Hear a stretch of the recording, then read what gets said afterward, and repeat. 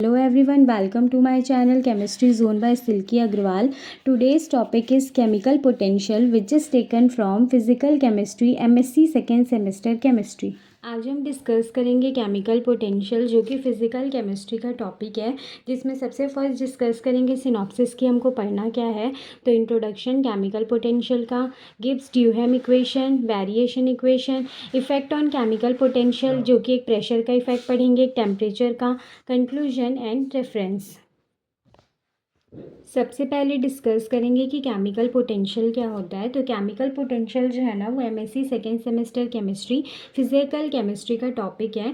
तो chemical potential को समझने से पहले मैं आपको सजेस्ट करूंगी कि इससे प्रीवियस वाला वीडियो है जिसमें पार्शियल मोलर प्रॉपर्टीज़ के बारे में मैंने बताया है, वो आप उसको देख लीजिए, क्योंकि वो देख लेंगे ना तो ये वाला ईजिली आपको समझ में आ जाएगा, क्योंकि दोनों वीडियो जो है वो आपस में लिंक करते हैं। ठीक है, वो वाला एक बार समझ लेंगे ना तो सेम पूरा फॉर्मेट यही रहेगा, बस डिफरेंस क्या होता है ना, वहाँ पे क्या लिए थे हम, एक्स लिए थे पार्शियल मोलर प्रॉपर्टीज़ को, और उस एक्स के जगह पे यहाँ पे क्या लेना है हमको, जी लेना है, जो कि क्या होता है, गिब्स फ्री एनर्जी होता है। बाकी फॉर्मेट पूरा सेम रहेगा। तो अगर आप लाइन से समझेंगे ना तो आपको भी ज़्यादा अच्छे से समझ में आ जाएगा। तो वो जो वीडियो है ना पार्शियल मोलर प्रॉपर्टीज़ का, उसका लिंक मेरे डिस्क्रिप्शन बॉक्स में दिया हुआ है, आप उसमें जा कर के देख सकते हैं। वहाँ पर आपको कंप्लीट प्लेलिस्ट जो है फिजिकल केमिस्ट्री की, हेट्रोसाइक्लिक कंपाउंड की, वो सारी भी आपको वहाँ पे मिल जाएंगी। तो केमिकल पोटेंशियल मैं यहाँ पे भी एक्सप्लेन करूँगी, लेकिन और अगर आपको पूरा अच्छे से समझना है पूरा स्टार्टिंग से, तो आप पहले उस लेक्चर को देख लीजिए, जिससे कि ये लेक्चर आपको ईजिली समझ में आ जाएगा। ठीक है,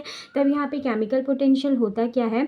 तो most important partial molar property, जैसे यहाँ दिया है पार्शियल, सबसे इंपॉर्टेंट पार्शियल मोलर प्रॉपर्टी होती है। तो पहले पार्शियल मोलर प्रॉपर्टी पता होगा तभी तो ये समझ पाएंगे ना, इसीलिए पहले उसको आप देख लीजिए, वो समझ लीजिए, ताकि ये ईजिली आपको समझ में आ जाए। तो पार्शियल मोलर प्रॉपर्टी होती है जो कि क्या होती है, गिब्स फ्री एनर्जी में चेंज, किसके रिस्पेक्ट में, तो number of moles of one component at constant temperature pressure and number of moles of other component in a system. मतलब क्या बोल रहे हैं यहाँ पे, पार्शियल मोलर प्रॉपर्टी वहाँ पे एक्स लिए थे, वहाँ पे किस तरीके से इक्वेशन बनाते थे, डेल एक्स बाई यहाँ पे अगर number of moles of one component, it means कोई भी अगर हम लोग यहाँ पे ले रहे हैं ना, कंसिडर कर रहे हैं तो टू कंपोनेंट सिस्टम के लिए ले रहे हैं, तो वहाँ पे दो कंपोनेंट लेंगे तो n1 और n2 लेंगे, अगर वहाँ तीन लेंगे तो n1 n2 और n3 लेते हैं। ठीक है, तो यहाँ पे क्या बोल रहा है, पार्शियल मोलर प्रॉपर्टीज़ जो है एक टाइप की वो होती है gives free energy. Partial molar property gives free energy जो कि क्या होती है, एक एक्सटेंसिव प्रॉपर्टी होती है। तब यहाँ पे क्या बोल रहा है कि चेंज होता है, चेंज मतलब चेंज होता है गिव्स फ्री एनर्जी में विथ रिस्पेक्ट टू, किसके रिस्पेक्ट में, तो number of moles of one component, एक कॉम्पोनेंट के रिस्पेक्ट में, उसी टाइम पे टेम्परेचर प्रेशर और number of moles of other component क्या होते हैं, कांस्टेंट होते हैं। इसी को बोलते हैं gives free partial molar property बोलते हैं। ठीक है, हमको पता है कि जी क्या होता है, स्टेट फंक्शन, स्टेट फंक्शन का क्या होता है, एग्जैक्ट डिफरेंशियल। एग्जैक्ट डिफरेंशियल मतलब क्या होता है, एक को डिफरेंशिएट करते हैं, दूसरे को सबको कांस्टेंट रखते हैं, फिर पॉजिटिव लगाते हैं, फिर एक को डिफरेंशिएट करते हैं, फिर बाकी सबको कांस्टेंट रखते हैं। तो ये वाला सेम टू सेम मैंने प्रीवियस बताया हुआ है, वहाँ से आप समझ लेंगे तो आपको यहाँ पर और अच्छे से समझ में आ जाएगा। ठीक है, तो हम बोल सकते हैं कि गिव्स फ्री एनर्जी फंक्शन होता है टेम्परेचर प्रेशर और moles of number of moles of one component and number of moles of second component. दो ही कंपोनेंट ले रहे हैं क्योंकि यहाँ पे टू कंपोनेंट सिस्टम लिए है। तो जब यहाँ पे इसका वो करते हैं, डिफरेंशियल करते हैं, तो ये हो जाएगा D G F a function. अब इन सब का करना एक एक करके। ठीक है, और यहाँ पे डेल जी है ना, तो यहाँ पे डेल जी लेंगे डिवाइड बाय यहाँ पे डेल टी। तो यहाँ पे क्या होगा, अगर टेम्परेचर ले लिया है, ठीक है, टेम्परेचर के रिस्पेक्ट में, तो प्रेशर n1 और n2 कांस्टेंट होगा। फिर यहाँ पे लेंगे प्रेशर के रिस्पेक्ट में, तो टेम्परेचर n1 n2 कांस्टेंट होगा। फिर यहाँ n1 के रिस्पेक्ट में लेंगे तो प्रेशर टेम्परेचर n2 कांस्टेंट होगा। n2 के टर्म्स में लेंगे तो प्रेशर टेम्परेचर n1 जो है वो कांस्टेंट होगा। ठीक है, तो ये तो एक टेम्परेचर के रिस्पेक्ट में था, एक प्रेशर के रिस्पेक्ट में। अब ये दो कंपोनेंट है, इस पूरे इक्वेशन को मैं कंसिडर करूंगी μ1, इस पूरे इक्वेशन को कंसिडर करूंगी μ2। ठीक है, इस इक्वेशन को कंसिडर करूंगी, तो ये जो इक्वेशन बनेगा, ये इक्वेशन क्या कहलाता है, तो ये कहलाता है change in gives free energy partial molar property. इस इक्वेशन को बोलते हैं, जहाँ पे ये वैल्यू और ये वैल्यू क्या होती है, गिव्स फ्री एनर्जी के चेंज को बताती है, किसके रिस्पेक्ट में, तो number of moles of one component के रिस्पेक्ट में at constant temperature pressure and number of moles of other component in a system. ठीक है, तो इस तरीके से लिखेंगे पार्शियल केमिकल पोटेंशियल को। अब इसी केमिकल पोटेंशियल से एक इक्वेशन होता है जिसको बोलते हैं गिब्स ड्यूहेम इक्वेशन, उसको हम फाइंड आउट करेंगे कि उसको किस तरीके से निकाला जाता है। ठीक है, तो अगर ये आपको समझ में आ गया है तो आपको आगे भी अच्छे से समझ में आ जाएगा और इसी को और अच्छे से, इसकी और भी प्रॉपर्टीज़ है, जैसे ये गिब्स फ्री एनर्जी के लिए है, वैसे ही वहाँ पे इंथैल्पी हीट कंटेंट के लिए भी होता है, एंट्रोपी के लिए भी होता है, इन सब के लिए भी होता है, जो कि मैंने प्रीवियस वीडियो में बताया हुआ है। ठीक है, तो आप उसको भी जा करके देख सकते हैं। अब यहाँ पे जैसे इक्वेशन नंबर 3 हमने जो निकाला था म्यू 1 और म्यू 2, ये क्या है, change in Gibbs free energy है, पार्शियल मोलर प्रॉपर्टी। अब इसी में कंडीशन अप्लाई करते हैं जहाँ पे क्या करते हैं, टेम्परेचर एंड प्रेशर को कांस्टेंट करते हैं। टेम्परेचर क्या होगा, dt 0 हो जाएगा और dp क्या हो जाएगा, 0। अगर ये 0 होगा, ये 0 होगा तो इससे मल्टीप्लाई होकर ये पूरा टर्म 0 हो जाएगा, वैसे ही इससे मल्टीप्लाई होकर के ये टर्म पूरा 0 हो जाएगा। तो ये टर्म पूरा 0 हो जाएगा तो सिर्फ ये वैल्यू बचेगी, तो dg इज इक्वल्स टू क्या आ जाएगा, ये जो कि होगा इक्वेशन नंबर 4। ठीक है, ये इक्वेशन आया, क्या इक्वेशन आया, तो यहाँ पे आएगा ये वाला आता है म्यू 1, ये म्यू 1 है ना, mu 1 dn1 mu plus mu 2 dn2, ये इक्वेशन आया। अब इस इक्वेशन को अगर इंटीग्रेट करेंगे तो क्या होता है, dx का इंटीग्रेशन क्या आता है, x आता है, वैसे ही dg का इंटीग्रेशन क्या होगा, j वो होगा, g होगा। वैसे ही म्यू 1 और म्यू 2 को मैं बाहर निकाल दूंगी तो dn1 का इंटीग्रेशन n1 होगा और dn2 का इंटीग्रेशन क्या होगा, n2 होगा। dn1 का इंटीग्रेशन n1 होगा, dn2 का क्या होगा, n2 होगा, और म्यू 1 और म्यू 2 को बाहर निकाल दूंगी। ठीक है, ये हुआ। अब उसके बाद क्या करते हैं, ये वाला जो इक्वेशन है ना, पहले तो एक बार क्या किए, दोनों की वैल्यू को कांस्टेंट रखे, सेकंड वाले में इंटीग्रेशन करे, अब थर्ड वाले अब ये थर्ड जो आता है ना, उसमें फिफ्थ इक्वेशन को क्या करते हैं, फिर से डिफ्रेंशिएट करते हैं। तो डिफ्रेंशिएट कैसे करते हैं, तो अगर मैं इसका डिफ्रेंशिएट करूँगी तो इसको कांस्टेंट रखूँगी, इसका डिफ्रेंशिएट करूँगी तो इसको कांस्टेंट रखूँगी, इस तरीके से डिफ्रेंशिएट करेंगे। तो अगर मैं dn1 को डिफ्रेंशिएट कर रही हूँ तो म्यू 1 को कांस्टेंट रखी हूँ, प्लस अगर मैं म्यू 1 को डिफ्रेंशिएट कर रही हूँ तो n1 को कांस्टेंट रखी हूँ, सेम वैसे ही प्लस लिखेंगे। अब मैं n2 को, तो dn2 म्यू 2 कांस्टेंट रहेगा, फिर वैसे यहाँ पे n2 है तो म्यू 2 का करूँगी तो d म्यू 2 n2 जो होगा वो कांस्टेंट होगा, इस तरीके से होगा। अब यहाँ पे ये वाला इक्वेशन जो हम बनाए थे, इक्वेशन नंबर 4, इक्वेशन नंबर 4 क्या था, dg की वैल्यू थी म्यू 1 dn1 म्यू 2 dn2। तो यहाँ से देखूंगी तो म्यू 1 dn1 एक ये इक्वेशन और म्यू 2 dn2 एक ये इक्वेशन, ये दोनों इक्वेशन की वैल्यू क्या है, dg है, तो वहाँ से इस वैल्यू को पुट कर दूंगी dg। तो यहाँ क्या बचेगा, n1 d म्यू 1 और n2 d म्यू 2, ये बचेगा। अब इसमें से dg को कैंसिल कर देंगे, क्योंकि ये इधर पॉजिटिव में, इधर जाएगा तो नेगेटिव में हो जाएगा, तो नेगेटिव पॉजिटिव तो कैंसिल हो जाएगा ना, इसीलिए इसको कैंसिल कर देंगे।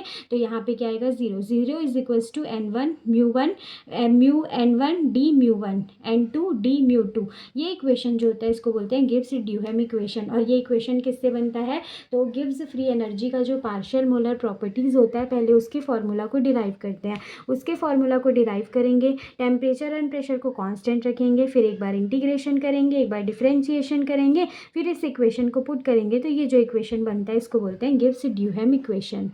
अब नेक्स्ट यहाँ पे कुछ इंपॉर्टेंट पॉइंट दिया है केमिकल पोटेंशियल के लिए, इसको पढ़ना ज़रूरी है, क्योंकि अगर ये नहीं पढ़ेंगे ना तो केमिकल पोटेंशियल में जो टेम्परेचर का और प्रेशर का इफेक्ट है ना, वो नहीं समझ में आएगा। ठीक है, तो इससे एक इक्वेशन को डिराइव करेंगे, इसी इक्वेशन को यूज़ करके हम पढ़ेंगे कि केमिकल पोटेंशियल में टेम्परेचर और प्रेशर का क्या इफेक्ट होता है। ठीक है, तो फिर से एक बार बता देती हूँ केमिकल पोटेंशियल होता क्या है।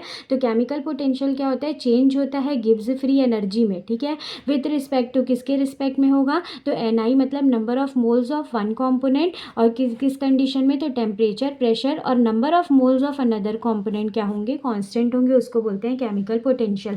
तो यहाँ से हम निकाले थे जी क्या, गिब्स फ्री एनर्जी फंक्शन होता है टेम्परेचर, प्रेशर एंड दो कंपोनेंट के मोल्स का। ठीक है, और इस इक्वेशन को भी हम डिराइव कर लिए थे, कैसे करना है, तो सबका लाइन से वो करेंगे, डिफ्रेंसिएशन करते हैं, जहाँ पे ये वाली वैल्यू जो आती है वो क्या था, dg दिया हुआ था फर्स्ट कंडीशन, और यहाँ सेकेंड में भी सेम दिया था, तो क्या किए थे, उसकी वैल्यू को म्यू 1 और म्यू 2 कंसिडर किए थे। ये वाला तो हम डिराइव कर चुके हैं। ठीक है, अब नेक्स्ट यहाँ दिया फंडामेंटल थ्योरम होता है थर्मोडाइनमिक इक्वेशन से जी, मतलब गिव्स फ्री एनर्जी का फॉर्मूला क्या होता है, G is equals to minus S plus V D P, ये होता है इसका फॉर्मूला। ठीक है, अब यहाँ पे क्या करेंगे, एस डी टी और यहाँ पे आएगा वी डी पी, ये होता है इसका फॉर्मूला, ये यहाँ पे लिया है। तो ये वाले इक्वेशन और ये वाले इक्वेशन को क्या करेंगे, कंपेयर करेंगे। ठीक है, तो अगर मैं कंपेयर करूँ तो इन दोनों को एक बार के लिए छोड़ देती हूँ, ये वाला अगर इक्वेशन देखूँ, ये dt है, ये dt है, तो बोल सकती हूँ माइनस एस किसके बराबर है, ये वाली वैल्यू के बराबर है।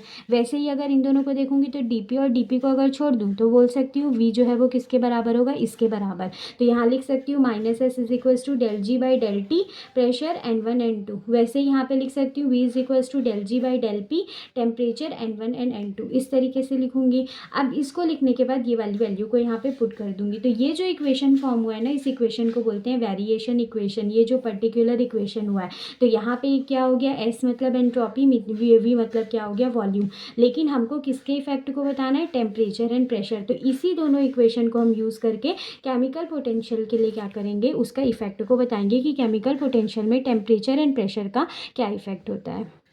अब यहाँ पे इफेक्ट दिया है टेम्परेचर का केमिकल पोटेंशियल में, इफेक्ट है प्रेशर का केमिकल पोटेंशियल में। इसको ना एक एक करके लिखना है, पहला पॉइंट ये लिखेंगे, सेकंड ये, लेकिन एक्सप्लेन करने के लिए कि दोनों एक दूसरे से एकदम मिलता जुलता है, मैं इस तरीके से लिखी हूँ। लेकिन आप जब नोट्स बनाएंगे या फिर आप एग्जाम में अगर लिखते हैं एग्जाम पॉइंट ऑफ व्यू से, तो पहले आप इसको एक्सप्लेन करिएगा फर्स्ट पॉइंट लिख करके, फिर सेकेंड पॉइंट लिख करके इसको एक्सप्लेन करिएगा, ठीक है। वो तो मैं अभी यहाँ पे आपको समझाने के लिए इसको दोनों को एक साथ लिखी हूँ, क्योंकि दोनों एक दूसरे से पूरा रिलेट करते हैं। लेकिन एग्जाम में आपको मैं सजेस्ट करूँगी एक एक करके लिखिएगा, तो वो क्या है, चेकिंग करने में भी इजी होगा और वो साफ साफ समझ में भी आएगा, ठीक है। तो क्या होता है effect of temperature chemical potential में, तो सबसे पहले केमिकल पोटेंशियल का फॉर्मूला लेंगे, mu i is equals to del G by del N i temperature pressure N J. अब यहाँ पे क्या ले ली हूँ, ये एक कंपोनेंट को एन आई कंसिडर कर ली हूँ और सेकंड कंपोनेंट को एन जे कंसिडर करी हूँ। तो आई और जे की वैल्यू क्या होनी चाहिए, सेम नहीं होनी चाहिए। क्यों, क्योंकि दो कंपोनेंट सिस्टम है, तो दो कंपोनेंट है मतलब दोनों की मोल्स की वैल्यू क्या होनी चाहिए, डिफरेंट होनी चाहिए। यही हुआ है। अब यहाँ पे क्या ये हुआ, अब वेरिएशन इक्वेशन किसके लिए, टेम्परेचर, तो टेम्परेचर वाला वेरिएशन इक्वेशन जो कि अभी जस्ट पीछे बताई हूँ मैं, तो उसी को कंसिडर करेंगे। अब दोनों को क्या करना है, हमको इक्वल करना है। तो इक्वल करने के लिए क्या करते हैं, तो ये एन आई है और यहाँ पे डेल टी है, तो क्या करेंगे, दोनों को वो कर देंगे, डिफरेंशिएट कर देंगे। एन आई को डिफरेंशिएट करेंगे टेम्परेचर के रिस्पेक्ट में, टेम्परेचर को डिफरेंशिएट करेंगे ith कॉम्पोनेंट के रिस्पेक्ट में, ठीक है। दोनों जो है उसको क्या करना है, इक्वल। इक्वल करने के लिए दोनों को क्या करेंगे, डिफरेंशिएट। तो यहाँ पे फर्स्ट हम इसको लिए हैं, किससे डिफरेंशिएट करेंगे, टेम्परेचर के रिस्पेक्ट में, तो mu I by del T हो जाएगा। यहाँ पे म्यू जी और यहाँ पे sorry del mu I by del T हुआ, यहाँ पे आ जाएगा del G by del N I, ये दिया हुआ है। यहाँ पे भी डेल बाई डेल टी से डिफरेंशिएट करेंगे, ठीक है। तो ये वाले को छोड़ के इसको मल्टीप्लाई करेंगे, तो ये डेल स्क्वायर जी और यहाँ पे आएगा डेल स्क्वायर डेल एन आई, ठीक है। फिर अब ऐसे ये वाला है, तो इसको किससे डिफरेंशिएट करेंगे, ith कॉम्पोनेंट के रिस्पेक्ट में, तो ये हो जाएगा del S by del N I के रिस्पेक्ट में करेंगे, यहाँ पे भी del by del N I के रिस्पेक्ट में। फिर इसको मल्टीप्लाई करेंगे, तो ये डेल स्क्वायर जी और यहाँ पे डेल एन आई डेल टी। तो ये दोनों इक्वेशन को जब आप देखेंगे तो दोनों इक्वेशन क्या होंगे, पूरे सेम है, डेल स्क्वायर जी और यहाँ पे डेल टी और डेल एन आई, ये इक्वेशन हुआ। अब ये दोनों सेम हुआ, तो अब क्या करेंगे, हम ये दोनों इक्वेशन को क्या करेंगे, इक्वल लेंगे, ठीक है। तो इन दोनों इक्वेशन को जब इक्वल लेते हैं थर्ड एंड फोर्थ इक्वेशन से, तब वहाँ पे जो मैंने प्रीवियस वीडियो जो मैंने अभी बताया पार्शियल मोलर प्रॉपर्टीज़, वहाँ पे जब एंट्रोपी का पार्शियल मोलर प्रॉपर्टी निकालते हैं ना, तो इक्वेशन जो होता है वही आता है। गिब्स फ्री एनर्जी निकाले तो बस एस की जगह पे क्या था, जी था। वैसे ही अगर यहाँ पे सिर्फ एस चेंज है मतलब एंट्रोपी, तो ये किसके लिए हो गया, एंट्रोपी के लिए, तो ये नेगेटिव वैल्यू आया। तो ये जो इक्वेशन आएगा ना, ये रिप्रेजेंट करता है टेम्परेचर का इफेक्ट केमिकल पोटेंशियल में। ये बताता है कि ये किसके इक्वल होता है, पॉजिटिव पार्शियल मोलर एंट्रोपी के। इट मीन्स केमिकल पोटेंशियल में टेम्परेचर के इफेक्ट क्या होता है, तो वो बराबर होता है एंट्रोपी के, पार्शियल मोलर एंट्रोपी के नेगेटिव वैल्यू के बराबर होता है, ठीक है। तो इससे यहाँ पे क्या समझ में आता है कि जब भी टेम्परेचर इंक्रीज होगा तो केमिकल पोटेंशियल क्या होता है, डिक्रीज होगा। जस्ट ऑपोजिट, क्योंकि टेम्परेचर यहाँ पे क्या होगा, टेम्परेचर जो होगा वो इंक्रीज होगा, तो केमिकल पोटेंशियल क्या होगा, डिक्रीज। क्यों, क्योंकि वैल्यू जो है वो नेगेटिव में है। तो अगर मैं इसको इंक्रीज करूँगी तो ये क्या हो जाएगा, केमिकल पोटेंशियल जो होगा वो डिक्रीज होगा, ठीक है। सेम टू सेम वैसे प्रेशर में करेंगे, ये फर्स्ट वाला तो पूरा ही सेम होगा। अब यहाँ पे बस क्या करना है, यहाँ पे हम लोग किसके लिए लेते हैं, टेम्परेचर वाला वेरिएशन इक्वेशन, यहाँ पे किसके लिए लेंगे, प्रेशर वाला। पूरा सेम है, बस यहाँ टेम्परेचर था, यहाँ प्रेशर है, तो टेम्परेचर के कंडीशन में एंट्रोपी था, प्रेशर में क्या था, वॉल्यूम था। फिर से वही चीज़ डिफ्रेंशिएट करेंगे, इसको करेंगे NI के रिस्पेक्ट में, इसको करेंगे प्रेशर के रिस्पेक्ट में। डिफ्रेंशिएट करने के बाद ये इक्वेशन आएगा। अब ये दोनों इक्वेशन पूरा सेम है तो इन दोनों को क्या करेंगे, इक्वल लिखेंगे। अब वैसे ही एंट्रोपी था तो एंट्रोपी लिखे, यहाँ वॉल्यूम है तो क्या लिखेंगे, वॉल्यूम। हाँ, लेकिन ये चीज़ है कि इन पूरे को अगर मेरे को इसमें लिखना है ना तो हमेशा क्या करना है, बार लगाना है उसके ऊपर, ठीक है। तो इस तरीके से इसको लिखेंगे। तो ये इक्वेशन रिप्रेजेंट करता है कि effect of pressure chemical potential में, जो कि किसके बराबर होता है, पार्शियल मोलर वॉल्यूम के बराबर। ये किसके बराबर होता है, नेगेटिव पार्शियल मोलर एंट्रोपी के बराबर होगा, और ये पार्शियल मोलर वॉल्यूम के बराबर होता है, ठीक है। अब इसमें क्या बताता है कि यहाँ पे कि जब ये प्रेशर इंक्रीज होता है ना तो केमिकल पोटेंशियल भी क्या होता है, इंक्रीज। तो हम बोल सकते हैं यहाँ पे केमिकल पोटेंशियल इन्वर्सली प्रोपोर्शनल होता है टेम्परेचर के, और केमिकल पोटेंशियल डायरेक्टली प्रोपोर्शनल होता है प्रेशर के, ठीक है। ये आपके MCQs में भी क्वेश्चन आ सकता है, 1 मार्क्स में भी ये क्वेश्चन आपसे पूछ सकता है कि टेम्परेचर का इफेक्ट क्या होता है केमिकल पोटेंशियल में, या फिर प्रेशर का इफेक्ट क्या होता है केमिकल पोटेंशियल में, ठीक है। तो ये मैंने सिर्फ एक्सप्लेन करने के लिए कि दोनों पूरा सेम है, बस एक में वेरिएशन इक्वेशन के टेम्परेचर वाले को लेना है और एक बार क्या लेना है, प्रेशर वाले को। बाकी पूरा जो है वो दोनों में पूरा सेम होगा। और लास्ट का रिलेशन कि ये इन्वर्सली प्रोपोर्शनल होता है और ये डायरेक्टली प्रोपोर्शनल होता है। तो सबसे फर्स्ट मैंने बताया कि केमिकल पोटेंशियल क्या होता है, फिर उसके बाद केमिकल पोटेंशियल से ही एक इक्वेशन डिराइव होती है जिसको गिब्स ड्यूहम इक्वेशन बोलते हैं, और उसके बाद उसके इफेक्ट को बताने के लिए, टेम्परेचर प्रेशर के इफेक्ट को बताने के लिए केमिकल पोटेंशियल में एक इक्वेशन डिराइव करना ज़रूरी है, जो कि होता है वेरिएशन इक्वेशन। तो वेरिएशन इक्वेशन डिराइव करके आपको ये एक्सप्लेन करना है, ठीक है। एग्जाम पॉइंट ऑफ व्यू से भी आप देखेंगे तो ये नोट जो है वो सफिशिएंट है, शॉर्ट में ही आपका आता है ये वाला क्वेश्चन, और ये 1-2 मार्क्स में ऐसे रिलेशन इनके पूछ सकते हैं। तो अगर आपने प्रीवियस वीडियो नहीं देखा है तो आप जाकर के उसको भी देख लीजिए, जिससे ये आपको और अच्छे से क्लियर हो जाए। और अगर आपको नोट्स की रिक्वायरमेंट है तो आप मेरे कमेंट डिस्क्रिप्शन बॉक्स में जाकर के मेल दिया हुआ है उसमें मैसेज कर सकते हैं, जिससे कि आपको मैं नोट्स प्रोवाइड करवा दूंगी। और कोई न्यू टॉपिक आप सजेस्ट करना चाहते हैं उसको भी सजेस्ट कर सकते हैं।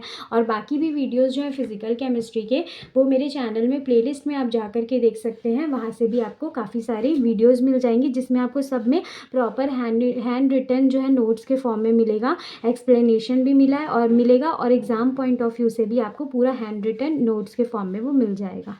Thank you.